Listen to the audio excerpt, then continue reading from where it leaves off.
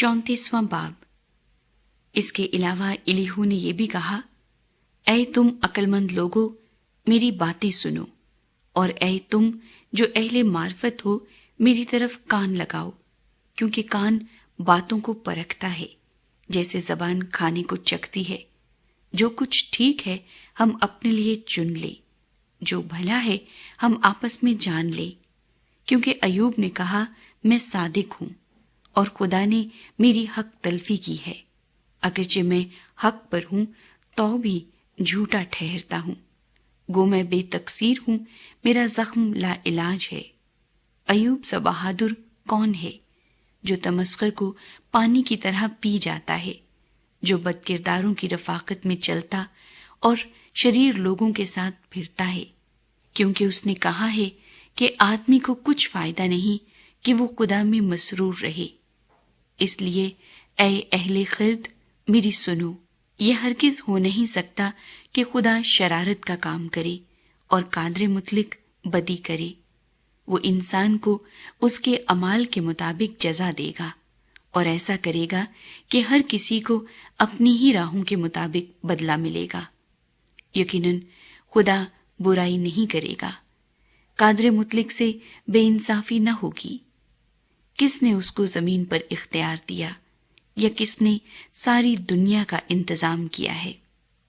اگر وہ انسان سے اپنا دل لگائے، اگر وہ اپنی روح اور اپنے دم کو واپس لے لے، تو تمام بشر اکٹھے فنا ہو جائیں گے اور انسان پھر مٹی میں مل جائے گا۔ سو اگر تجھ میں سمجھ ہے تو اسے سن لے اور میری باتوں پر توجہ کر۔ کیا وہ جو حق سے عداوت رکھتا ہے حکومت کرے گا؟ اور کیا تو اسے جو عادل اور قادر ہے ملزم ٹھہرائے گا؟ وہ تو بادشاہ سے کہتا ہے تو رذیل ہے، اور شریفوں سے کہ تم شریر ہو۔ وہ امرا کی طرفداری نہیں کرتا اور امیر کو غریب سے زیادہ نہیں مانتا، کیونکہ وہ سب اسی کے ہاتھ کی کاریگری ہیں۔ وہ دم بھر میں آدھی رات کو مر جاتے ہیں، لوگ ہلائے جاتے اور گزر جاتے ہیں، اور زبردست لوگ بغیر ہاتھ لگائے اٹھا لیے جاتے ہیں، کیونکہ اس کی آنکھیں آدمی کی راہوں پر لگی ہیں اور وہ اس کی سب روشوں کو دیکھتا ہے۔ نہ کوئی ایسی تاریکی، نہ موت کا سایہ ہے جہاں بد کردار چھپ سکیں، کیونکہ اسے ضرور نہیں کہ آدمی کا زیادہ خیال کرے تاکہ وہ خدا کے حضور عدالت میں جائے۔ وہ بلا تفتیش زبردستوں کو ٹکڑے ٹکڑے کرتا اور ان کی جگہ اوروں کو برپا کرتا ہے، اس لیے وہ ان کے کاموں کا خیال رکھتا ہے اور وہ انہیں رات کو الٹ دیتا ہے، ایسا کہ وہ ہلاک ہو جاتے ہیں۔ وہ اوروں کے دیکھتے ہوئے ان کو ایسا مارتا ہے جیسا شریروں کو، اس لیے کہ وہ اس کی پیروی سے پھر گئے اور اس کی کسی راہ کا خیال نہ کیا، یہاں تک کہ ان کے سبب سے غریبوں کی فریاد اس کے حضور پہنچی اور اس نے مصیبت زدوں کی فریاد سنی۔